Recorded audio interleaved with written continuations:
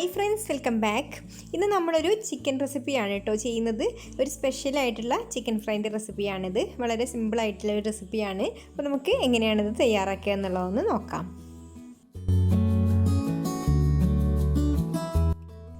അപ്പോൾ chicken fry തയ്യാറാക്കാൻ വേണ്ടിയിട്ട് ഞാനിവിടെ ഒരു 1/2 കിലോഗ്രാം ചിക്കൻ നന്നായിട്ട് കഴുകി വൃത്തിയാക്കി വെച്ചിട്ടുണ്ട്.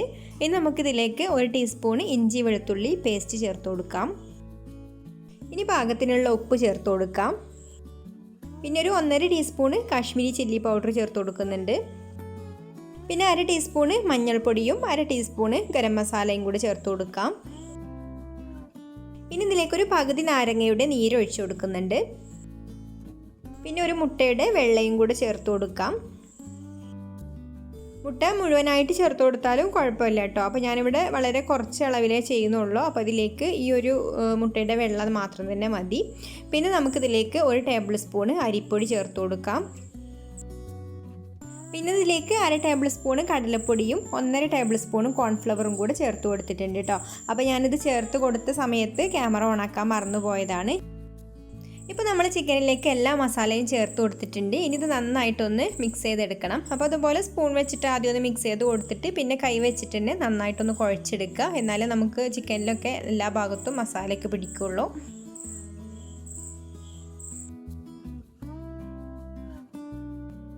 ഇപ്പോൾ നമ്മളിവിടെ ചിക്കനിൽ നന്നായിട്ട് മസാലയൊക്കെ തേച്ച് പിടിപ്പിച്ച് വെച്ചിട്ടുണ്ട്. ഇനി നമുക്കിത് റെസ്റ്റ് ചെയ്യാൻ വേണ്ടിയിട്ട് 1 മണിക്കൂറൊന്ന് മാറ്റി വെക്കാം. അപ്പോഴേക്കും ചിക്കനിലൊക്കെ നന്നായിട്ട് മസാലയൊക്കെ പിടിച്ച് ചിക്കനൊക്കെ നല്ല സോഫ്റ്റായിട്ട് വന്നോളും. അപ്പോൾ നമ്മൾ ചിക്കനെ മാരിനേറ്റ് ചെയ്ത് വെച്ചിട്ട് 1 മണിക്കൂറായിട്ടുണ്ട്. ഇനി നമുക്കിതൊന്ന് പൊരിച്ചെടുക്കണം. അപ്പോൾ ഞാനിവിടെ ഇതുപോലെ ഒരു ഇരുമ്പ് ചട്ടി വെച്ചിട്ടുണ്ട്. അതിലേക്ക് ആവശ്യത്തിന് ഓയിൽ ഒഴിച്ചു കൊടുക്കുക. ഓയിൽ നന്നായിട്ട് ചൂടായതിന് ശേഷം നമുക്ക് ചിക്കൻ്റെ പീസുകളൊക്കെ ഇതിലേക്ക് ഇട്ട് കൊടുക്കാം.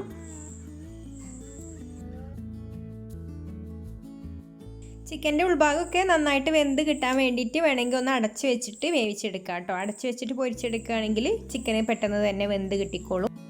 ഇപ്പോൾ ഒരു സൈഡ് മൂത്ത് വന്നിട്ടുണ്ട് കേട്ടോ. ഇനി നമുക്കിതൊന്ന് മറിച്ചിട്ട് കൊടുക്കാം.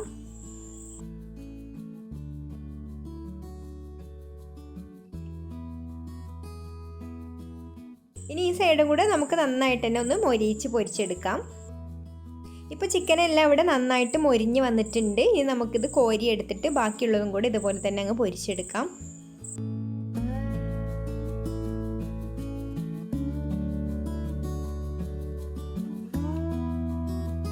അങ്ങനെ നമ്മളിവിടെ മുഴുവൻ ചിക്കനും പൊരിച്ചെടുത്തിട്ടുണ്ട്.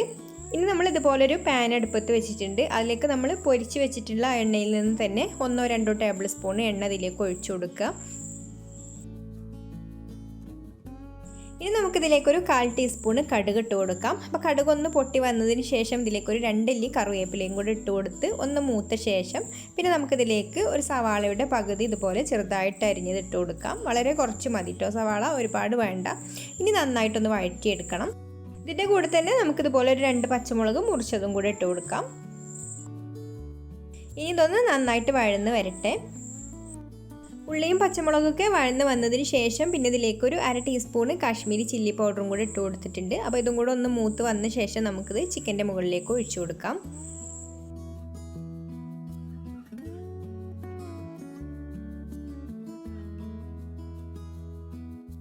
അപ്പോൾ നമ്മുടെ സിമ്പിളായിട്ടുള്ള ചെട്ടിനാട് ചിക്കൻ ഫ്രൈ ഇവിടെ റെഡി ആയിട്ടുണ്ട്. അപ്പോൾ നിങ്ങൾക്ക് ഈ ഒരു റെസിപ്പി ഇഷ്ടമായിട്ടുണ്ടെങ്കിൽ ഒന്ന് ലൈക്ക് ചെയ്യുക, അതുപോലെ ഷെയർ ചെയ്യുക, കമൻറ്റ് ചെയ്യുക. പിന്നെ എൻ്റെ ചാനൽ സബ്സ്ക്രൈബ് ചെയ്യാത്തവരാണെങ്കിൽ ഒന്ന് സബ്സ്ക്രൈബും കൂടെ ചെയ്യണേ. അപ്പോൾ ഇനി മറ്റൊരു നല്ല റെസിപ്പിയുമായിട്ട് അടുത്ത വീഡിയോയിൽ കാണാം. താങ്ക്